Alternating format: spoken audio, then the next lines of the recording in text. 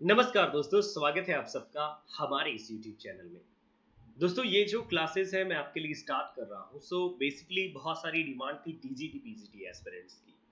दोस्तों इसका मतलब ये नहीं कि ये जो लेक्चर है वर्ड्सवर्थ पर ये वाला लेक्चर, तो दोस्तों ऐसा नहीं कि सिर्फ टीजीटी और पीजीटी एग्जाम के लिए ही इम्पोर्टेंट है। आप टीजीटी एस्पिरेंट हैं, पीजीटी नेट सेट डीएसएसबी किसी भी एग्जाम की प्रिपरेशन करते हैं, ये आपके लिए हेल्प करेगा। लेकिन दोस्तों मैं आपको बता दूं कि प्लीज आप इस नंबर पर जो दिया है, अगर आप टीजीटी पीजीटी एस्पिरेंट हैं तो कॉल बिल्कुल ना करें, क्योंकि दोस्तों ना ही मैं आपको नोट्स प्रोवाइड करता हूं और ना ही मेरे पास ऐसा कोई मटेरियल है जो मैं आपको प्रोवाइड कर सकूं। सिर्फ यूजीसी नेट के लिए क्लासेस चलती हैं और नोट्स मिलते हैं। दोस्तों अगर आप यूजीसी नेट एस्पिरेंट हैं सो देन आप मुझे अनअकैडमी दी लर्निंग एप्लीकेशन पर भी फॉलो कीजिए। क्यों दोस्तों? क्योंकि वहां पर आपको मिलेंगी फ्री क्लासेस भी मिलती हैं और पेड क्लासेस भी। एटलीस्ट अगर आप पेड नहीं देख सकते तो फ्री क्लासेस जरूर देख सकते हैं, है ना? दोस्तों ये आपके लिए बेनिफिट होंगे अगर आप पेड क्लासेस ज्वाइन करते हैं। और बाय द वे अगर आप फ्री क्लासेस में हैं सो लिमिटेड मटेरियल और लिमिटेड क्लासेस आपको जरूर मिलती रहेंगी। हर वीक में मिलती हैं और हर डे में मिलती हैं आपके लिए, दोनों पेपर्स के लिए क्लासेस यूजीसी नेट के लिए। दोस्तों अगर आप मुझे फॉलो करना चाहें तो जल्दी से इसे डाउनलोड कर लीजिए और वहां पर फॉलो कर लीजिए। टाइम टू टाइम नोटिफिकेशन मिलेगा, सारा काम बढ़िया से चलेगा और यूजीसी नेट की जो प्रिपरेशन है वो कंप्लीट नोट्स के साथ आपकी हो जाएगी।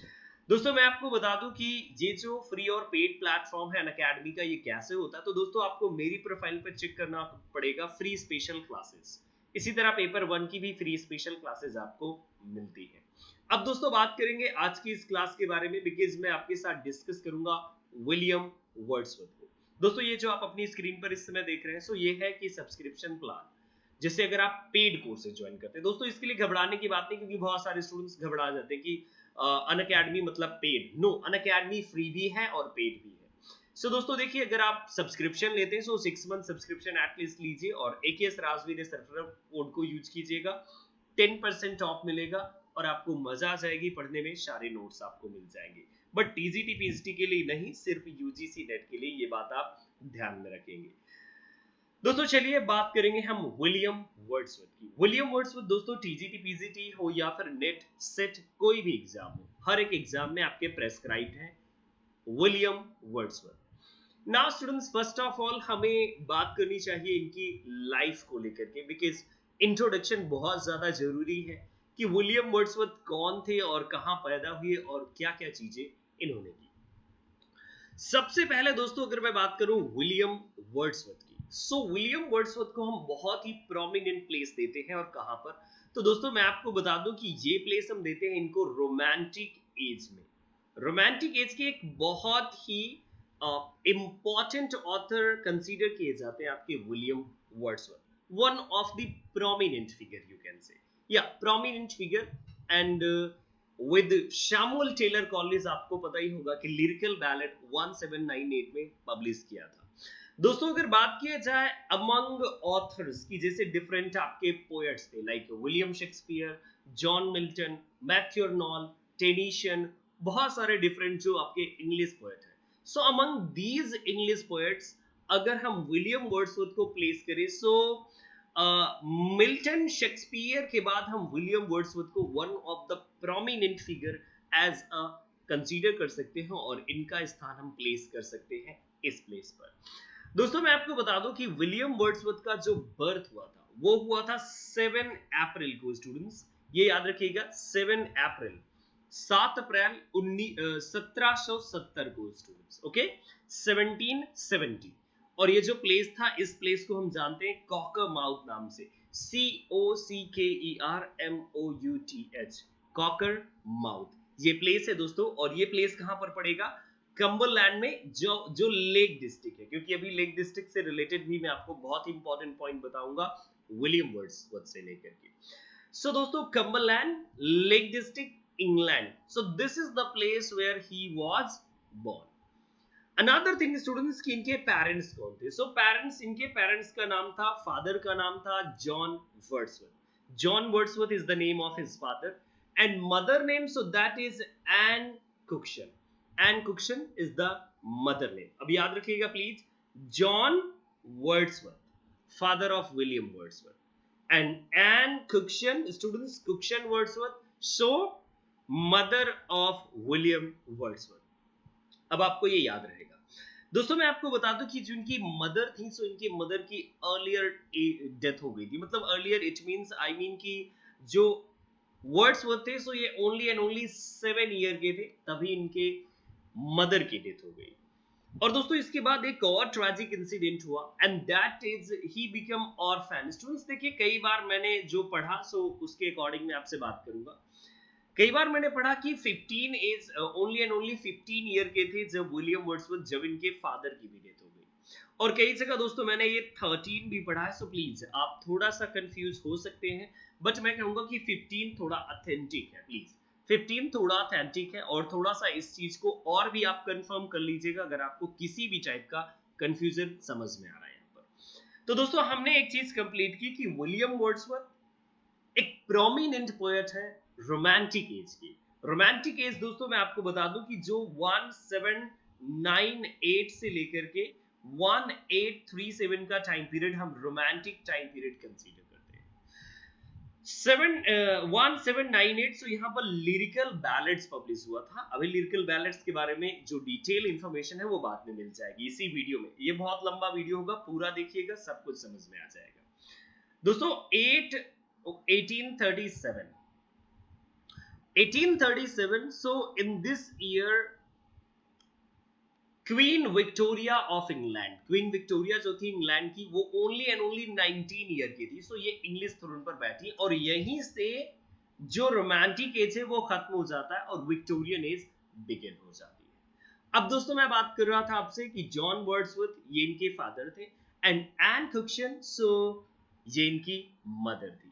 And William Wordsworth become orphan because students, इनकी जो एक सिस्टर थी जिसका नाम है डोरथी, आपको ये याद रखना चाहिए, DOROTHY, डॉरथी वर्ड्सवर्थ। सो 70 में इनका बर्थ हुआ था, और 1771 में इनकी सिस्टर का बर्थ हुआ था, डॉरथी वर्ड्सवर्थ। प्लीज याद रखिएगा, बहुत इंपॉर्टेंट है।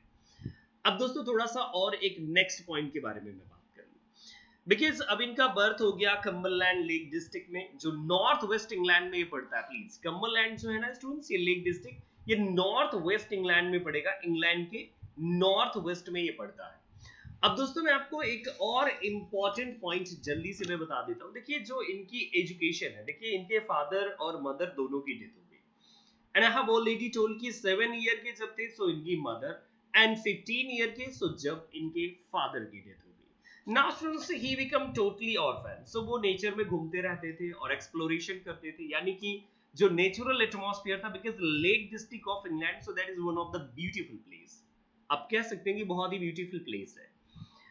दोस्तों मैं आपको बता दूं कि जो एक ग्रामर स्कूल था जिसका नाम है हॉक्स हेड, हॉक्स हेड एक ग्रामर स्कूल था जहां पर इन्होंने पढ़ा।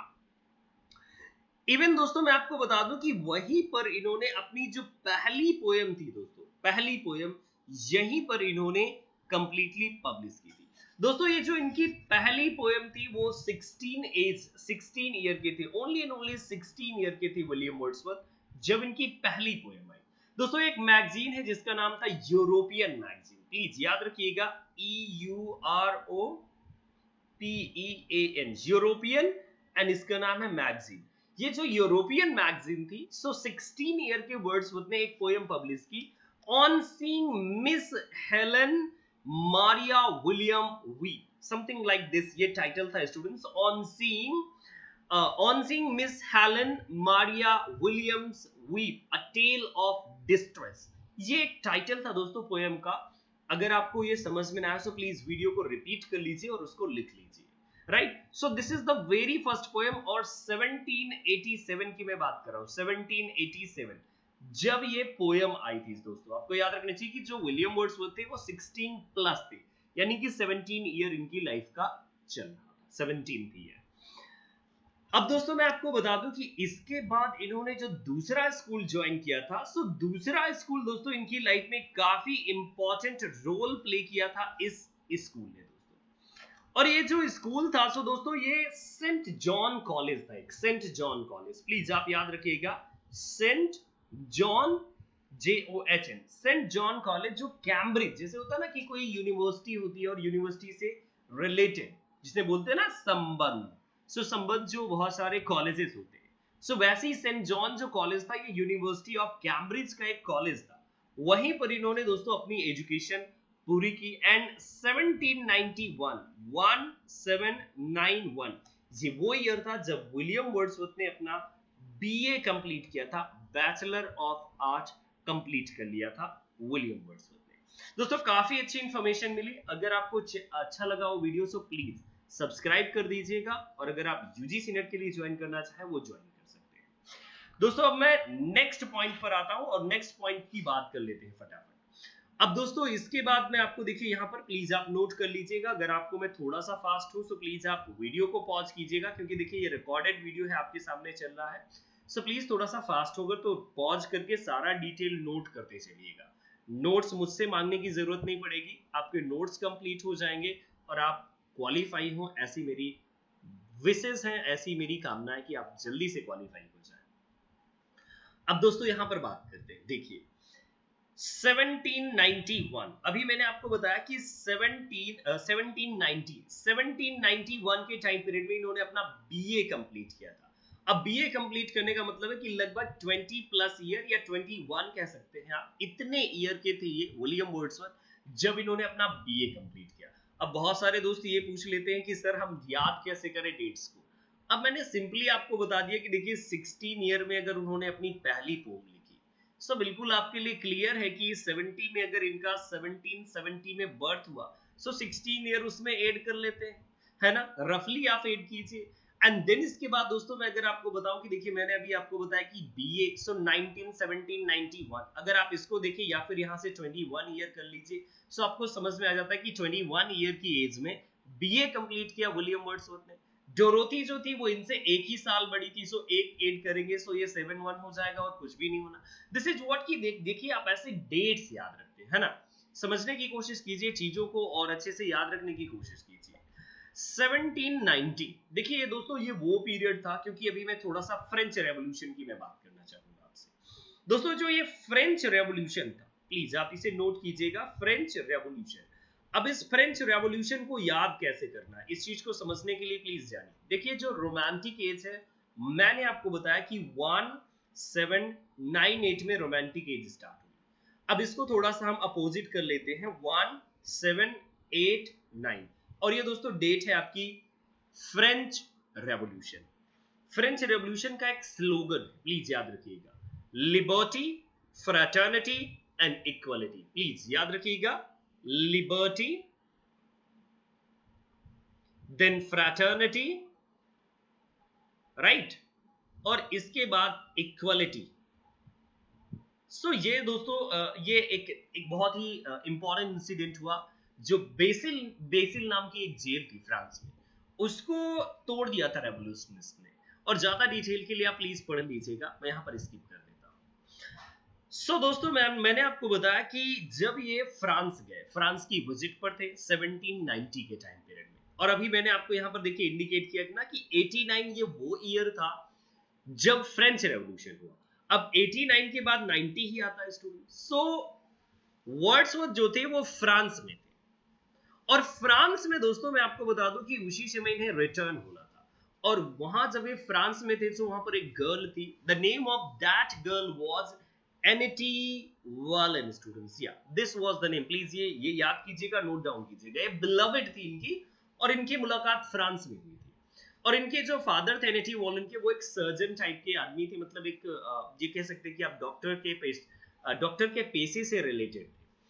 सो इनको प्यार हो गया एनिटी वॉलन से, विलियम वर्ड्सवर्थ को। और वहां से जब ये लौटना चाहते थे उसी समय, सो हुआ क्या दोस्तों कि इनकी एक डॉटर भी हो गई थी, क्योंकि जो एनिटी वॉलन थी, प्यार होने के बाद दोनों के बीच में फिजिकल रिलेशनशिप बना, और ये फिजिकल जो रिलेशनशिप था वो यहां तक पहुंच गया कि सी बिकम प्रेग्नेंट, और वो प्रेग्नेंट होने के बाद बर्थ हुआ कैरोलिन का। अब दोस्तों मैं कैरोलिन का एक रिलेशन आपको बता दूं, याद रखिएगा प्लीज। विलियम वर्ड्सवर्थ ने 5 लूसी पोएम्स लिखी है, अभी आपको आगे मिल जाएंगी, उसके लिए वेट करना पड़ेगा आपको। So 5 Lucy poems by William Wordsworth, and Caroline is the same child जिसे लूसी ये रिफर करते हैं ना, ये शायद वही कैरोलिन है जिसको वो ऑलवेज याद करते हैं, यानी कि विलियम वर्ड्सवर्थ याद करते हैं। अब दोस्तों ये चीज आपको और भी अच्छे से याद रहनी चाहिए। अब दोस्तों मैं इसके बाद आपको बता दूं कि विलियम जो वर्ड्सवर्थ थे, सो विलियम वर्ड्सवर्थ देखिए वैसे बहुत सारे लोगों के साथ इनकी दोस्ती थी, चाहे वो आप सैमुअल टेलर कॉलरिज को कह दीजिए या फिर आप कह दें कि विलियम गॉडविन की अगर आप बात करें, रॉबर्ट शदे की बात करें, तो ये सारे लोग हैजलिट एंड ऑल ये मुलाकात होती रहती थी। इवन की जो हैजलिट है, हैजलिट ने कई सारे एसेज लिखे, so acquaintance with English poets and all something like this, तो उन्होंने वहां पर लिखा, वहां पर डिस्कस भी किया ये सारी बातें कि लाइक डॉन क्यूट, वर्ड्सवर्थ के लिए उन्होंने एक कोटेड लाइन भी की है, डॉन क्यूट। यूजीसी नेट में आपके एग्जाम में ये पूछा भी गया था। नाउ सी स्टूडेंट्स की जो वर्ड्सवर्थ थे, सो वर्ड्सवर्थ काफी ज्यादा इन्फ्लुएंस थे किससे, विलियम गॉडविन से। एंड विलियम गॉडविन, सो आप जानते हैं दोस्तों कि विलियम गॉडविन जो पॉलिटिकल जो मूवमेंट थे, या फिर आप एक बात करें कि वो रैडिकल्स थे, अपने आइडियाज के साथ वो रैडिकल्स थे। विलियम गॉडविन ने एक वर्क लिखा था दोस्तों, आपको याद होना चाहिए, political justice. Students, political justice एक वर्क है, और एक दूसरा वर्क भी विलियम गॉडविन ने लिखा था स्टूडेंट्स, और ये कैलब विलियम्स और थिंग्स एज दे आर, ये बहुत इंपॉर्टेंट वर्क है विलियम गॉडविन का, इसको भी अगर आप याद रख ले तो बहुत ही अच्छा होगा। सो दोस्तों ये उनके उनके विचारधाराओं से काफी ज्यादा इन्फ्लुएंस थे। और ये विलियम गॉडविन थे कौन, सो थोड़ा सा गॉडविन की हिस्ट्री भी एक्सप्लोर कर लेते हैं, लगे हाँ। दोस्तों शैली को आप जानते होंगे, शैली, SHELLEY, शैली जानते ही होंगे। शैली के ये फादर इन लॉ थे, ससुर जी थे। और मैरी शैली की अगर मैं बात करूं, सो मैरी शैली के ये फादर थे, मैरी के ये फादर थे। और इनकी जो वाइफ थी, सो मैरी वॉल स्टोन क्राफ्ट, सो ये इनकी वाइफ थी। पूरा परिवार ही ऑथर्स वाला था, याद रखिएगा दोस्तों। वैसे अगर आपने चीजें नोट ना की हो, क्योंकि मैं बहुत सारी चीजें लिख रहा हूं, मेरी जो स्लाइड से काफी पैक्ड हैं, सो प्लीज आप नोट डाउन जरूर कीजिएगा, कॉपी लेकर के जरूर बैठिए, बिकॉज ये आपके लिए ऐसा वीडियो है कि आप इसको देखने के बाद सारे कॉन्सेप्ट आपके क्लियर हो जाएंगे। दोस्तों एक बहुत इंपॉर्टेंट टाइम पीरियड आता है। वैसे दोस्तों मैं आपको बता दूं कि डिस्क्रिप्टिव स्केचेस करके दोस्तों ये 1793 के टाइम पीरियड में डिस्क्रिप्टिव स्केचेस एक पोएम कलेक्शन पब्लिश हुआ था विलियम वर्ड्सवर्थ का। वो दोस्तों मैं अभी आगे आपसे डिस्कस करूंगा, बट इसके पहले दोस्तों मैं आपको बता दूं कि ये देखिए ईयर बहुत इंपॉर्टेंट है, 1795 आपके एग्जाम में आ चुका है। एक बार देखिए बीएचयू के एंट्रेंस में भी आया था, फिर यूजीसी ने भी पूछा। सो दोस्तों मैं आपको बता दूं कि 1795 ये वो ईयर है कि जब मुलाकात हुई थी सैमुअल टेलर कॉलरिज के साथ। किसकी? William Wordsworth, meeting with Samuel Taylor Coleridge, Samuel Taylor Coleridge यानी एसटी कॉलरिज जिन्हें आप बोलते हैं। सो दोस्तों इनके साथ इनकी मीटिंग हुई थी सेम ईयर, और सेम ईयर ही इन्हें एक बहुत बड़ा इनहेरिटेंस मिला। इनहेरिटेंस था जो, वो था 900 पाउंड्स का। 900 पाउंड स्टूडेंट्स, इनके एक फ्रेंड थे जिनका नाम था रिजले कैलवर्ट, ये इनके फ्रेंड का नाम था। प्लीज याद रखिएगा, बहुत कम लोग आपको बताएंगे, कोई नहीं बताता है यूट्यूब वीडियोस में, तो कोई नहीं बताता है। लोग सोचते हैं कि यूट्यूब वीडियो पे अगर बता दिया तो हमारा सेलिंग कैसे होगा। दोस्तों वैसे मैं भी यूजीसी नेट के चीजों को वैसे मैं भी शेल करता हूँ, बट सिर्फ यूजीसी के लिए, और यूजीसी देखिए काफी लेंदी पड़ जाता है और उसके लिए हमें बहुत डेडिकेट रहना पड़ता है।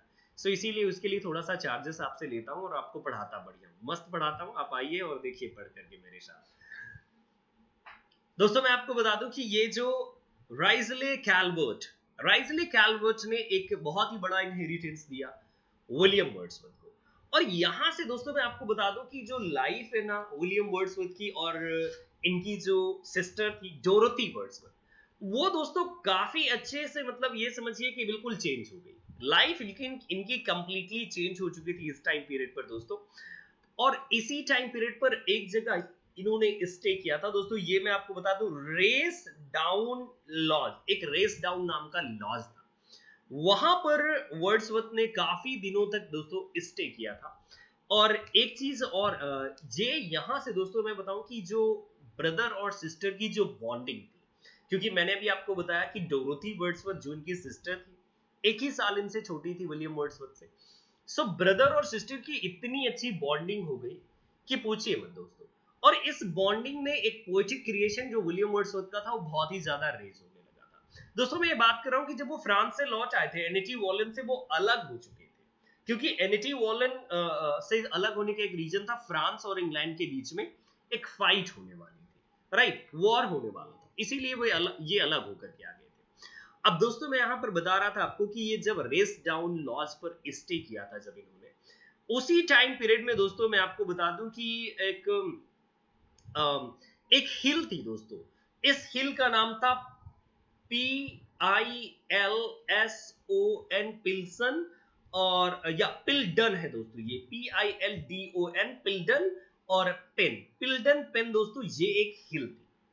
और ये जो हिल थी, जो ये रेस डाउन, ये जो मैंने आपको बताया ना लॉज था, इस लॉज की खिड़की से वो ये हिल दिखा करती थी।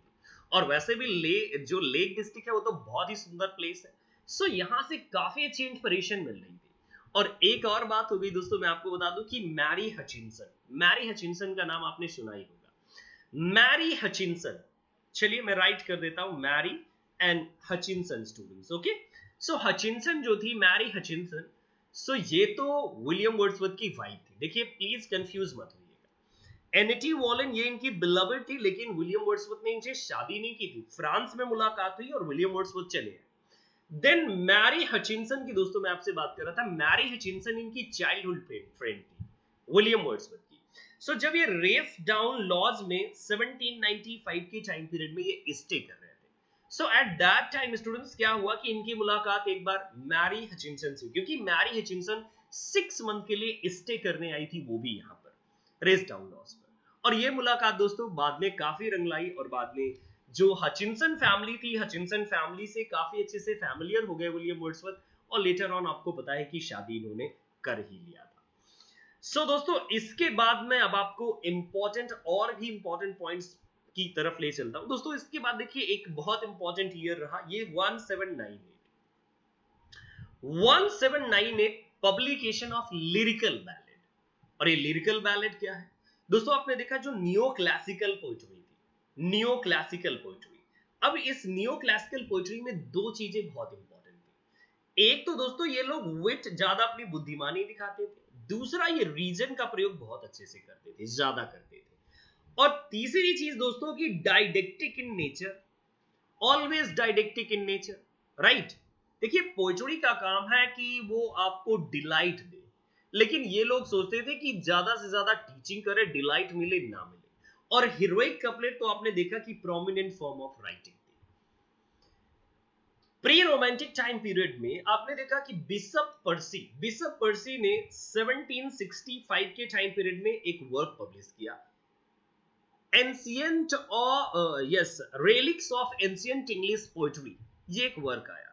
इसके बाद जेम्स थॉमसन ने सीजन, और थॉमस ग्रे एंड ऑल ने churchyard elegy written in a country churchyard and all. So ये प्री रोमांटिक्स थे जिन लोगों ने बढ़िया सी राइटिंग की थी। दोस्तों यहां से आपने देखा कि जो पोएट्री का ट्रेंड था वो चेंज करना चाहते थे विलियम वर्ड्सवर्थ। 1798 सो दोस्तों यहां से लिरिकल बैलेड पब्लिश हुई,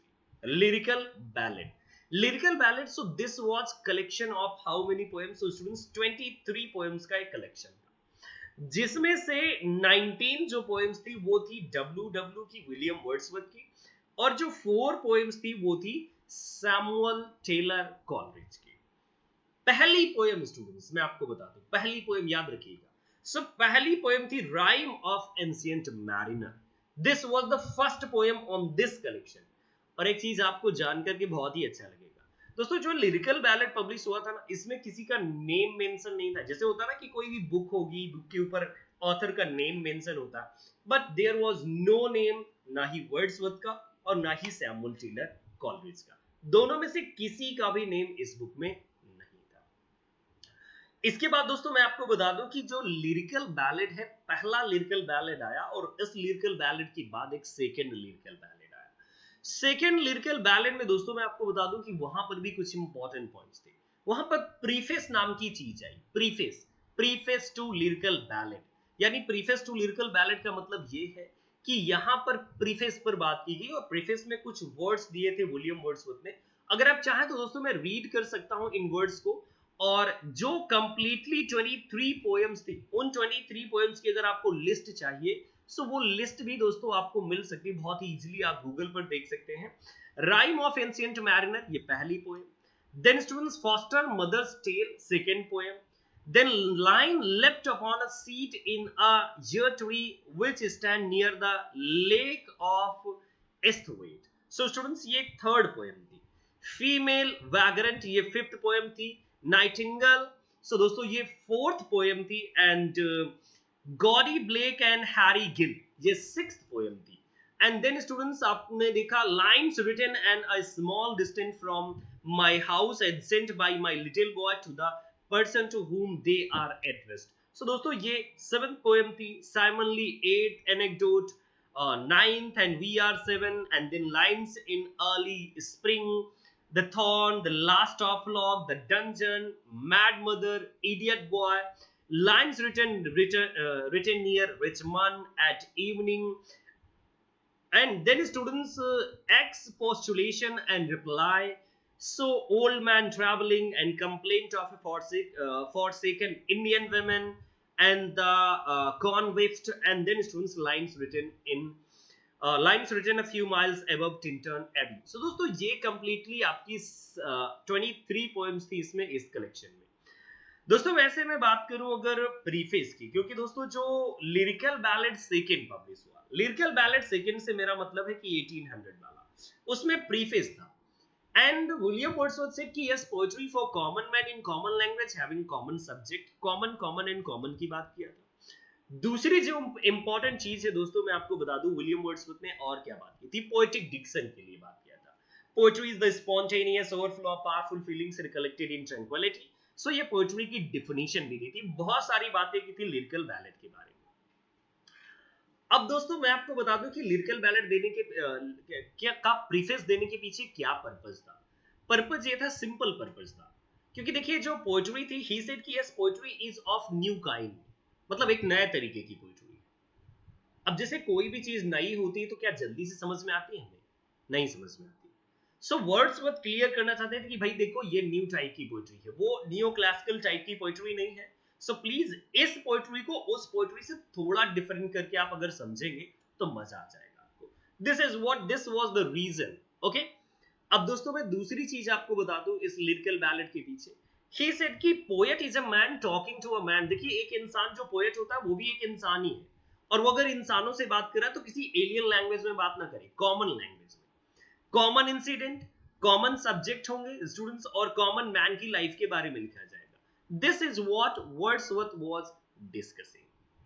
और दोस्तों इसके बाद में एक वर्क मैंने यहां पर देखिए टू द पॉइंट और लिखा हुआ है दोस्तों, ये है आपके लिए, मैं बता दूं कि ये जो वर्क है दिस इज प्रिल्यूड। वैसे दोस्तों मैं आपको बता दूं बहुत इंपॉर्टेंट पोएम है और याद रखने के लिए तो बहुत ही जरूरी है। Prelude students, the prelude, so this is a poem, a long narrative poem, please याद रखिएगा। long narrative, और long इतनी है कि 14 बुक्स हैं, याद रखिएगा 14 बुक्स। पैराडाइज लॉस्ट में ओनली 12 बुक्स है, वो याद रखिएगा प्लीज। सो दोस्तों मैं बता रहा था आपको कि ये प्रिल्यूड का एक टाइटल था द पोम टू कॉलरिज, जब ये पब्लिश नहीं हुई थी। सो इसका टाइटल था poem to Coleridge, because prelude पर 1798 के टाइम पीरियड से ही विलियम वर्ड्सवर्थ ने काम करना शुरू कर दिया था, और बेसिकली माना जाता है कि 1805 के टाइम पीरियड तक ये कंप्लीट हो गई थी प्रिल्यूड। लेकिन अनफॉर्चुनेटली जो पब्लिशिंग ईयर है वो है 50 दोस्तों। मैं बता दूं आपको कि 1850 ये फाइनल ईयर है कि जब पब्लिश हुई थी, और पब्लिश कराया था इनकी वाइफ मैरी हचिंसन ने। इनकी वाइफ ने ही इसे पब्लिश कराया था, मैरी हचिंसन ने, आफ्टर डेथ। सो इसे कहा जाता है posthumously publication. Posthumously it means after death, right? Clear है ना, ये याद रहेगा आपको। दोस्तों इसके जो टाइटल है इन पर फोकस कीजिए, the prelude, the poem to Coleridge and growth of poet's mind. ये दोस्तों 3 टाइटल है, 1 2 3 टाइटल्स, ये आपको याद रहेगा प्लीज। 3 टाइटल्स हैं, ग्रोथ ऑफ पोएट्स माइंड। और दोस्तों ये जो पोम है ना, लॉन्ग नैरेटिव पोम, सो ये ऑटोबायोग्राफिकल है। ऑटोबायोग्राफिकल देखिए अभी मैंने आपको बताया कि विलियम वर्ड्सवर्थ ने कैम्ब्रिज में अपनी एजुकेशन कंप्लीट की, और दोस्तों इसमें अगर आप देखिए इस ऑटोबायोग्राफिकल पोएम में, सो डायरेक्टली इन्होंने बताया कैम्ब्रिज के बारे में कि yes Cambridge is the place. And as a child, William Wordsworth used to wander from here to there, right, in the lap of nature. So all the things has been discussed on this particular poem, right? So autobiographical poem है और publish हुई थी 1815 में. Got it ना? 14 books. So ये prelude के बारे में आप जरूर याद रखेंगे. और अगर आपका मन करे so prelude के कौन कौन से पार्ट हैं वो प्लीज आप इंटरनेट से सर्च करके आप पढ़ सकते हैं. अब दोस्तों हम आते हैं दूसरे पार्ट पर, विलियम वर्ड्सवर्थ के दूसरे पार्ट पर. और ये दूसरा पार्ट है क्या? सो प्लीज अब आप देखें वन बाय वन, आप देखने की कोशिश कीजिए. दोस्तों 1843 में रॉबर्ट शदे के बाद, दोस्तों रॉबर्ट शदे के बाद विलियम वर्ड्सवर्थ पोएट लॉरिएट हुए. अब रॉबर्ट शदे के बारे में थोड़ा सा बताऊंगा. Robert shade and Walter Scott का नाम आपने सुना होगा. वॉल्टर स्कॉट ने नेग्लेक्ट किया, मना किया कि no I don't want to be poet laureate. So then जब स्कॉट ने कहा कि मैं नहीं होऊंगा, सो रॉबर्ट सदे ने कहा कि yes I am going to be. So Robert Southey 1843 में उनकी डेथ हो गई. सो यहां से वर्ड्सवर्थ जो है पोएट लॉरिएट बन गए. और वर्ड्सवर्थ जब पोएट लॉरिएट बने तो वर्ड्सवर्थ की डेथ हुई 1850 में. 43 से 1850 के टाइम पीरियड तक जो विलियम वर्ड्सवर्थ थे ये पोएट लॉरिएट रिमेन रहे इंग्लैंड के.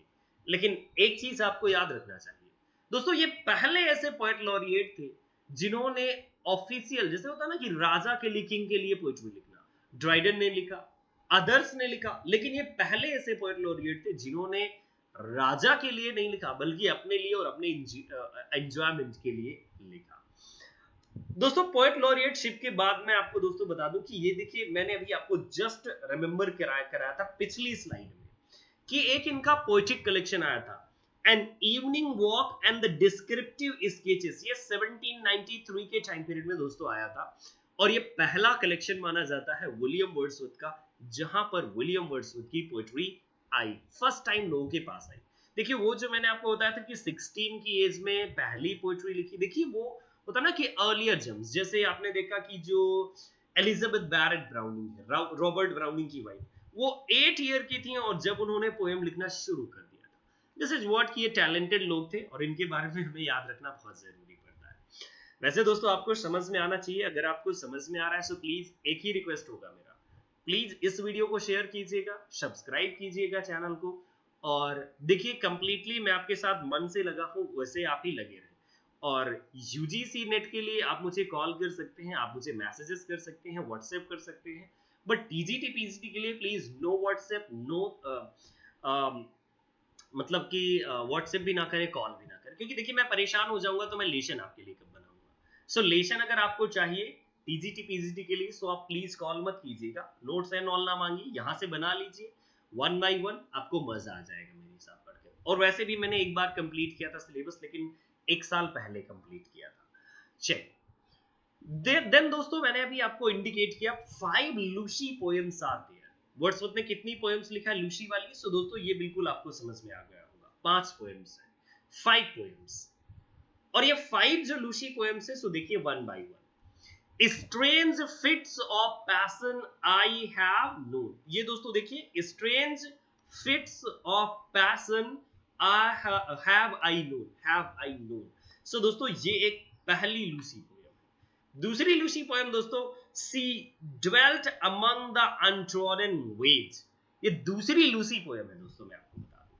और इसके बाद तीसरी जो लूसी पोएम है, so this is I traveled among unknown men. I traveled among unknown men. So दोस्तों ये थर्ड लूसी पोएम है जो आप देख सकते हैं अपनी स्क्रीन पर. और fourth one 3 years sea grew in sun and sand. बहुत ही बढ़िया पोएम है दोस्तों, मैं आपको बता दूं, बहुत ही बढ़िया पोएम है, इतनी बढ़िया पोएम रियली. अगर आपको कभी मौका मिले आप एक बार पढ़ करके देखिएगा, मजा ना जाए तो बताइएगा. सच में 3 years sea grew in sun and sand, इतना मजा आएगा दोस्तों आपको इस पोएम को पढ़ करके. बहुत ही अच्छी पोएम है दोस्तों. इसे हम एजुकेशन ऑफ नेचर भी बोलते हैं. ये एक और टाइटल है इसका, EDUCATION नेचर. और इसकी ओपनिंग लाइन है 3 years sea grew in sun and sand and nature said the lovelier flower. सो ये सीधा सा जो एनेटी वॉलेंस इनकी डॉटर थी कैरलिन, उसी की तरफ इंडिकेट करती, बिकॉज विलियम वर्ड्सवर्थ उसे छोड़ करके चले आए थे फ्रांस में। दोस्तों इसके बाद फिफ्थ वन है a slumber did my spirit seal. So this is the fifth one poem, a slumber did my spirit seal. So this is the fifth one poem. So please Lucy poems को आप याद रखिएगा, 5 Lucy poems are there by William Wordsworth. अब दोस्तों मैं आपको बता दूं कि एक टर्म आता है, बहुत कई बार आपके एग्जाम में पूछ लिया जाता है, लेक स्कूल ऑफ पोएट। और आपको इंतजार भी रहा होगा, आप सोच भी रहे होंगे मन ही मन की सर ने अभी लेक के बारे में नहीं बताया, टाइम आने पर मैं सब कुछ बता देता हूं। दोस्तों ये जो फ्रांसिस जेफरी थी, फ्रांसिस जेफरी, सो फ्रांसिस जेफरी ने किया क्या कि इन्होंने बायोग्राफिया लिटरेरिया का एक रिव्यू लिखा। बायोग्राफिया लिटरेरिया किसका वर्क है? तो ये है सैमुअल टेलर कॉलरिज का। And Samuel Taylor Coleridge in his Biographia Literaria he has given concept of fancy, याद रहेगा ना, fancy, concept of fancy and imagination। ये देखिए fancy और फिर से एक और है imagination, right? fancy and imagination। और imagination जो होती है ना वो दो टाइप की होती है, primary imagination PI से बोलेंगे, and SI secondary imagination PINSI, right? so please याद रखिएगा। अब दोस्तों ये जो बायोग्राफिया लिटरेरिया है इसका रिव्यू लिखा फ्रांसिस जेफरी ने, और वहीं पर दोस्तों रिव्यू में ही एक टर्म इन्होंने यूज कर दिया, lake school of poets, right? Lake school of poets. अब ये लेक स्कूल ऑफ पोएट्स कौन कौन है? सो दोस्तों प्लीज मैं आपको याद दिला दूं कि ये लेक स्कूल ऑफ जो पोएट्स है इसमें से है विलियम वर्ड्सवर्थ, यही आपके विलियम वर्ड्सवर्थ, और ये प्रोमिनेंट फिगर है रोमांटिक एज से सैमुअल टेलर कॉलरिज। दोस्तों एक चीज और याद रखिएगा, नेचुरल जो एलिमेंट्स के साथ डील किया वो थे आपके William Wordsworth, super natural elements के साथ जिसने डील किया वो थे आपके सैमुअल टेलर कॉलरिज। देखिए जब बहुत सारे लोग हमसे ये पूछने लगते हैं सर याद कैसे करते हैं, चीजों को याद कैसे करते हैं, चीजों को याद एक दूसरे से जोड़ करके करते हैं। होता है ना कि जब आप चैन में बंधे हैं और जुड़े हुए हैं तो आप चीजों को अच्छे से याद रख सकते हैं। बट अगर आप क्या है कि जब आप स्कैटर्ड हैं, इस चीज को भी नहीं, उस चीज को भी नहीं, यहाँ और वहां, और भागना बंद कर दीजिए प्लीज, सीरियस होकर के प्रिपरेशन कीजिए और भागना बंद कीजिए। Got it? चल, so William Wordsworth, Samuel Taylor Coleridge और ये भाई साहब है रॉबर्ट सती। सो ये तीनों लोग इन्हें lake school of poet consider करते हैं।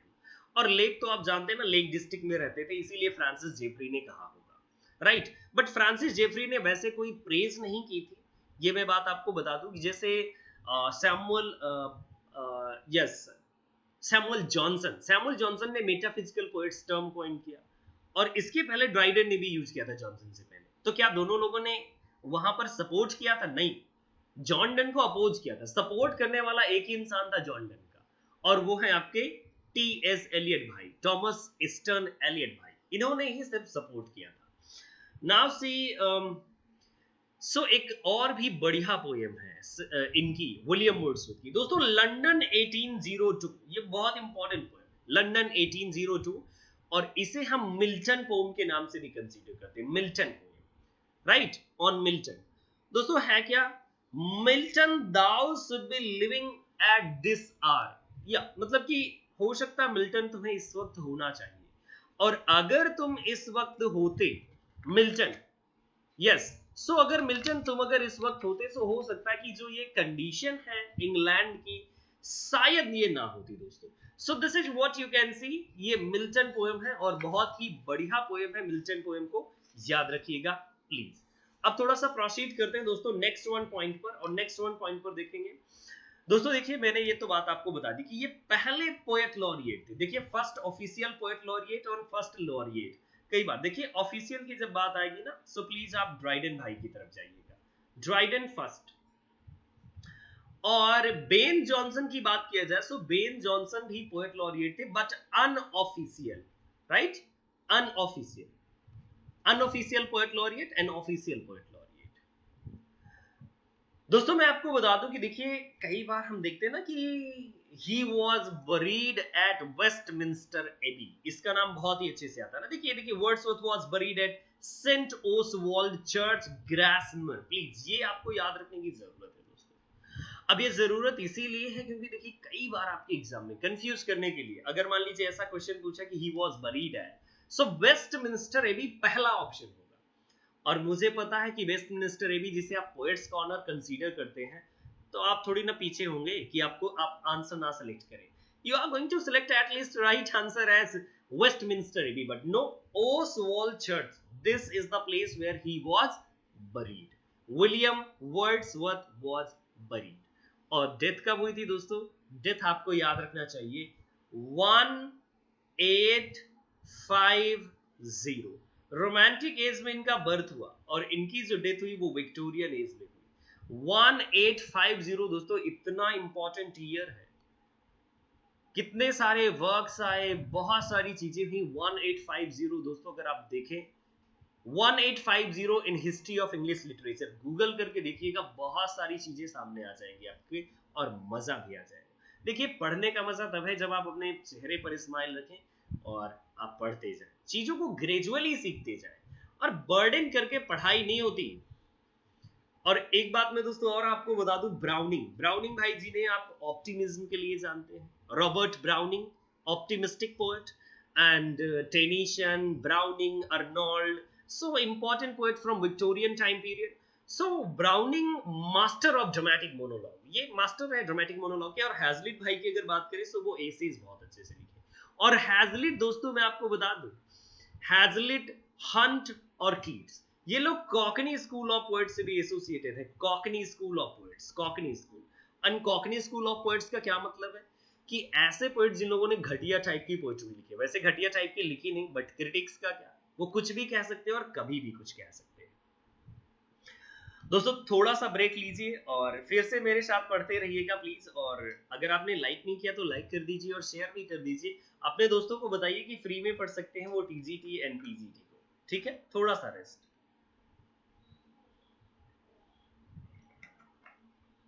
वाटर भी खत्म है, बट पढ़ाऊंगा, मुझे पढ़ाना है और आपका इलेशन कंप्लीट करना है मुझे।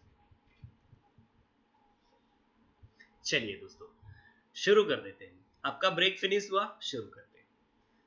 So now see students major works by William Wordsworth। अब मैं थोड़ा सा आपको वर्क्स के साथ इंट्रोडक्शन करा दूं। वैसे देखिए प्रिल्यूड है, एक्सकर्शन है, बहुत सारे वर्क्स हैं, बट चलिए यहाँ पर देखिए कौन कौन से वर्क है। देखिए लिरिकल बैलेड 1798। देखिए chronological order, CHRONOLOGICAL, chronological order. और दोस्तों अगर आपको क्रोनोलॉजिकल ऑर्डर अगर आपको चाहिए परफेक्टली एक क्रोनोलॉजिकल ऑर्डर, तो प्लीज मेरा रिक्वेस्ट होगा भाई कि ऐसे याद किया जाता है चीजों को, एक दूसरे से रिलेट कर लीजिए, भाई या बहन जो भी हैं आप। सो प्लीज वो सारी चीजें फिर आप अच्छे से याद रखिए। लिरिकल बैलेड, अभी देखिए डिस्क्रिप्टिव स्केचेस बता चुका हूं, वो आप प्लीज याद रखिएगा 1793 descriptive sketches. Lines composed a few miles above Tintern Abbey, so आपको पता है ना लास्ट वाली पोएम थी ये। चलिए then see lyrical ballads along with preface to lyrical ballad, so 1800। आपके एग्जाम में आता है प्रीफेस कब आया, देखिए प्रीफेस टू लिरिकल बैलेड, जल्दी से बता दीजिएगा कि 1800, प्रीफेस 1800। और 1802 में मैं आपको बता दूं एक अपेंडिक्स ऐड की गई थी, राइट? एक अपेंडिक्स को ऐड किया गया था, गॉट इट? क्लियर रहना चाहिए आपको। सो दोस्तों लिरिकल बैलेड, और ये जो टिंटन एबी है ना, यहां पर मैं आपको बता दूं एक चीज और, विलियम वर्ड्सवर्थ ने खुद कहा है हाई प्रीस्ट ऑफ नेचर, अपने आप को खुद को एक्सेप्ट किया, high priest of nature, high priest और lover of nature, right? High priest और lover of nature. Then see the word is too much with us, the word is too much with us। so ये एक sonnet है दोस्तों, मैं आपको बता दूं, और 1802 के टाइम पीरियड में आई थी। Sonnet appeared in 1802, the word is too much with us। I wondered lonely as a cloud, ये दोस्तों इतनी इंपॉर्टेंट पोएम है कि इसके बारे में आप कुछ भी नहीं कह सकते। डेफोडिल स्टूडेंट्स पोएम जरूर याद रखिएगा। हाँ एक और चीज है, डेफोडिल पोएम एक दोस्तों रॉबर्ट हेरिक ने भी लिखी है, रॉबर्ट हेरिक ने। सो वो आप तो कंफ्यूज नहीं होंगे उम्मीद है मुझे। रॉबर्ट हेरिक ने भी एक पोएम लिखी है जिसका नाम है daffodils. Okay so I wander lonely as a cloud, so daffodil. और दोस्तों मैं आपको बता दूं बहुत ही अच्छी सेंसिबिलिटी यूज किया है विलियम वर्ड्सवर्थ ने, और नेचर की जो इमेजरीज है वो बहुत ही ब्यूटीफुली यहाँ पर आपको मिल जाती है। ओड इंटीमेशन ऑफ इमोर्टैलिटी, दोस्तों इसको हम जनरली इमोर्टैलिटी ओड, पहले इमोर्टैलिटी को पढ़ते हैं और फिर ओड को इमोर्टैलिटी ओड कंसीडर करते हैं।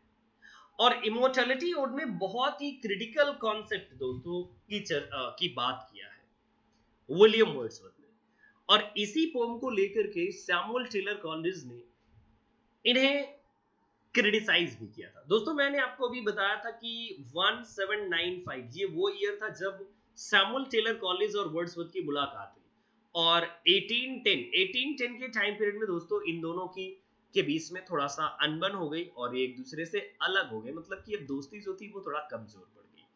वैसे मुझे लगता है कि जो सैमुअल टेलर कॉलिंस थे, सो सैमुअल टेलर कॉलिंस सारा हचिंसन कजिन थी मैरी हचिंसन की, सारा हचिंसन। सो सारा हचिंसन को थोड़ा सा पसंद करते थे और उनको मे बी कि उन्हें प्रपोज एंड ऑल किया हो, सो मे बी द रीजन, देखिए I don't know, but just मैं थोड़ा सा फन के लिए कोशिश कर रहा हूं समझने की। Now see Solitary Reaper. So Solitary Reaper 1804. This was the time period when Solitary Reaper was published. And then students, the word is too much with us की अगर मैं बात करूं दोस्तों, क्योंकि बहुत इंपॉर्टेंट पोएम है। So the word is too much with us. So इसमें अगर आप देखें is that, ये जो थीम है दोस्तों क्या है theme? Humankind has forsaken the soul and individuality for money and material gain. मतलब लोग जो है उनकी आत्मा मर जाती है, और किस लिए? इस दुनिया की भौतिक चीजों को प्राप्त करने के लिए, भौतिक सुखों को प्राप्त करने के लिए जो इंसान है, इंसान की जो आत्मा है भीतर से मर जाती है। और जब इंसान की आत्मा भीतर से मर जाए तो उसे हम क्या कहेंगे कि उसकी इंसानियत खत्म होने लगी है। ऐसा ही कुछ विलियम वर्ड्सवर्थ ने इस पोम में कहा है। By rejecting a connection to nature which enriches the soul, people have lost sight of the true meaning and purpose of human existence. Wordsworth is saying कि देखिए लोगों ने ये सोच करके कि materialistic जो लाइफ है वो ज्यादा ही आनंददायक है, सो लोग जो है, जो मैन का डिटैचमेंट है वो नेचर से हो गया, डिटैच्ड हो गए, और डिटैच होने की वजह से लोग अब नेचर और उसकी सेंसिबिलिटीज को बहुत अच्छे से समझ नहीं पाते। This is what you can see. एक दोस्तों इनकी पोएम है the Kuku. The Kuku poem जो है ये काफी इंपॉर्टेंट पोएम है दोस्तों, मैंने आपको यहाँ पर रखा क्यों है? ब्लीथे स्टूडेंट्स, लीथे स्टूडेंट्स इसको पढ़ते हैं, ब्लीथे नहीं पढ़ते, इसे लीथे पढ़ते हैं। लीथे एक रिवर है, एंड इसे river of forgetfulness, please FORGET forgetfulness ऐसा कहा जाता है कि हेल में जैसे हम बोलते हैं ना वैतरणी नदी, मतलब हिंदू मैथोलॉजी में बोलते हैं वैतरणी नदी है, वैतरणी नदी से आपको पार होकर के जाना पड़ता है भगवान के पास। ऑन द सेम वे इस क्रिश्चियन मैथोलॉजी में भी है एक रिवर, लीथे रिवर। और लीथे रिवर ऐसी कि जहां पर आप जब डूब जाएंगे, एक बार अगर डुबकी आपने लगा दी है, तो आप जो भी चीजें हैं पिछले जन्म की वो सारी भूल जाएंगे और एक आप नई आत्मा बन करके उभरेंगे। This is what. सो दोस्तों ये जो लीथे वर्ड है ना, ये एक बार और आया है शैली की पोएम्स में। और कौन सी शैली की पोएम्स में आया है दोस्तों, ये आप बता सकते हैं अगर आप इंटरेस्टेड हैं, सो कमेंट बॉक्स में जरूर बता दीजिए मुझे कि कौन सी पोएम में आया है। O Lethe, newcomer, I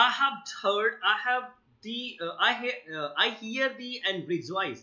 O cuckoo, shall I call thee bird or but a wandering voice? This is what students you can see. These are the opening lines from the poem The Cuckoo. दोस्तों देखिए कई सारी poems जो आती है ना, तो कई सारे लोग देखिए बर्ड्स पर पोम्स लिखे, जैसे पोर्ट्स है ना, पोर्ट्स ने बहुत सारी बर्ड्स पर पोम लिखी। चलिए मैं एक आपको बता, देखिए नाइटिंगेल। सो नाइटिंगेल की अगर मैं बात करूं तो आपने देखा ना, कीट्स ने लिखा ही है नाइटिंगेल पर, है ना। और इसके बाद अगर मैं बात करूं शैली की, शैली ने भी पोएम लिखा है स्काई लार्क पर, है ना, स्काई लार्क पर एक पोएम लिखा है। और अगर मैं बात करूं दोस्तों आपसे वर्ड्सवर्थ की, सो वर्ड्सवर्थ की देखिए आपने देखा ना कुकू पर इन्होंने पोएम लिखा। सो प्लीज ये सारी देखिए चीजें जो हमें याद रखना चाहिए, समझना चाहिए, और जितना जल्दी हम समझ सके उतना ही जल्दी हमारे लिए अच्छा होगा कि हम बहुत सारे एग्जाम पॉइंट्स को ग्रेजुअली याद रख सकते हैं, है ना दोस्तों। सो वो सारी चीजें आपको बहुत ही इजी लगेगी। अब दोस्तों मैं आपको बता दूं कि अनदर वन वर्क है दोस्तों, सो द एक्सकर्सन एक और भी इंपॉर्टेंट वर्क है अगर आप देखिए दोस्तों, सो ये एक्सकर्सन की बात करें, द एक्सकर्सन 1814 और ये 9 बुक्स में दोस्तों। अभी ही जस्ट एक प्रील्यूड मैंने आपको बताया था 14 बुक्स में है, और 14 से याद कर लीजिए एक्सकर्सन को। एक्सकर्सन कब आया, 1814 में आया, ऐसे याद रख सकते हैं। और एक्सकर्सन अभी आपके यूजीसी नेट एग्जाम में भी तो आई थी, मैच करने के लिए। लामिया थी कीट्स की, और एक्सकर्सन पोम थी जो विलियम वर्ड्सवर्थ की है।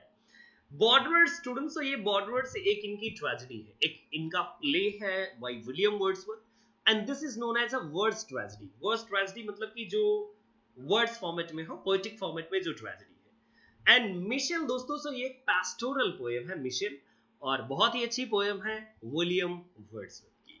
ना दोस्तों थोड़ा सा और प्रोसीड करते हैं, थोड़ा सा और चीजों को समझ लेते हैं। वैसे दोस्तों मैं आपका इलेशन बहुत ही अच्छे से कंप्लीट करना चाहता हूं, और कोशिश कर रहा हूं कि आपको चीजें समझ में आए।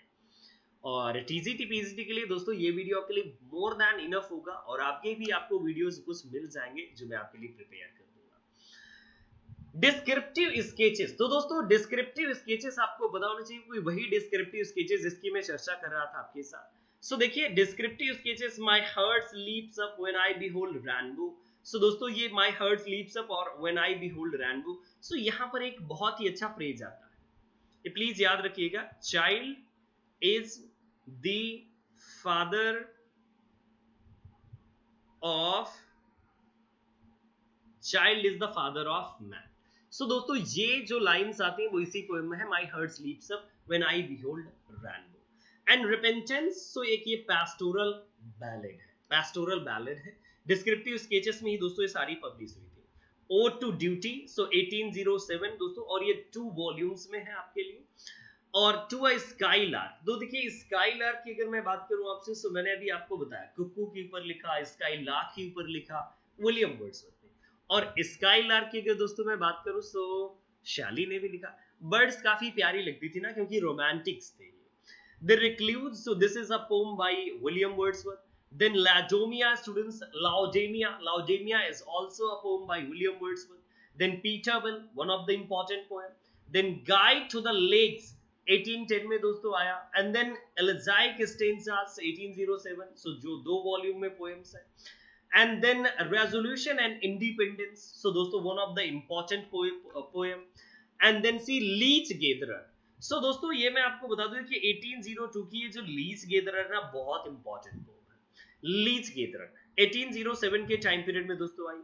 एंड देन इसके बाद मैं आपसे बात करूं, nut frets not at their convert narrow route. So please ये दोस्तों आपको बहुत अच्छे से याद रखना है, please please please.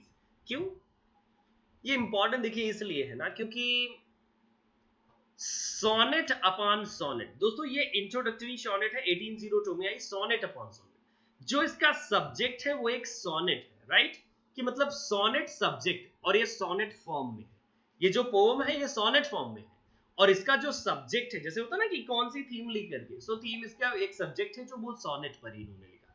So this is also known as sonnet upon sonnet, and ये पैट्राकन फॉर्म ऑफ सोनेट है। पैट्राकन, सो देखिए जो सोनेट होती है वो कई टाइप की सोनेट, बट बेसिकली 2 टाइप की कह दीजिए, Italian and English sonnet. Italian sonnet so जो पैट्रार्क ने दिया, और इंग्लिश सोनेट वो विलियम शेक्सपियर के साथ है।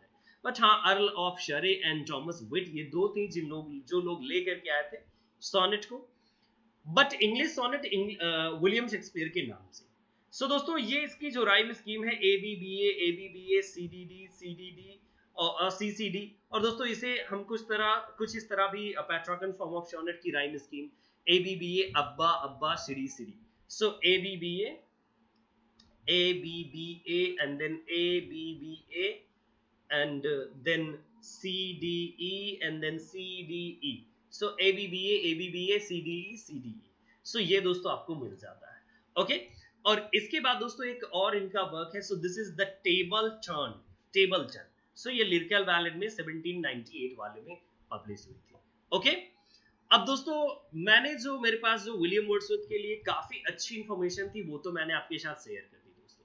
अब आपका जो फर्ज बनता है वो एक ही बनता है कि दोस्तों आप भी इस वीडियो को शेयर कीजिए, और इस वीडियो को ज्यादा से ज्यादा कोशिश कीजिए कि आप शेयर करें दोस्तों। क्यों शेयर करें, क्योंकि देखिए अगले वीडियोस के लिए मैं आपका इंतजार करूंगा, मैं देखूंगा कि कैसा रिस्पॉन्स है आप सबका। अगर आप सबका रिस्पॉन्स अच्छा रहा दोस्तों तो अगले वीडियोज आपको मिलेंगे। अगर रिस्पॉन्स अच्छा नहीं आया तो दोस्तों मैं बिल्कुल मे बी कि मैं वीडियोज ना बना पाऊँ। यूजीसी नेट के लिए दोस्तों आप मेरी क्लासेस ज्वाइन कर सकते हैं। टीजीटी पीजीटी की क्लासेस आपको फ्री मिल जाएंगी लिटरेचर लवर्स यूट्यूब चैनल जो आप वॉच कर रहे हैं। और डाउनलोड कीजिए अनअकैडमी द लर्निंग एप्लीकेशन और मेरे कोर्सेज को एंजॉय कीजिए अनअकैडमी पर, फ्री प्लेटफॉर्म। और आज दोस्तों मैं आपको बता दूं कि 6 PM, आज का मतलब है कि ये जो वीडियो है दोस्तों मैं अपलोड कर रहा हूं आपके लिए 4 अक्टूबर, ये 4 अक्टूबर को दोस्तों मैं अपलोड कर रहा हूं ये वीडियो 4 अक्टूबर, राइट, क्योंकि मुझे डेट बताना देना बहुत जरूरी है। 4 अक्टूबर एंड 2020, राइट, 2020 स्टूडेंट्स। सो ये मैं तब अपलोड कर रहा हूँ और आज 6 PM पर आपको क्लासेस मिलेंगी। वैसे अनअकैडमी पर आपको फ्री क्लासेस मिलती ही रहती है। और क्लास का जो टॉपिक है कि how to prepare for UGC NET, एक बढ़िया वाली स्ट्रेटजी, वो मैं आपको देने वाला हूँ। So thank you so much, bye, take care.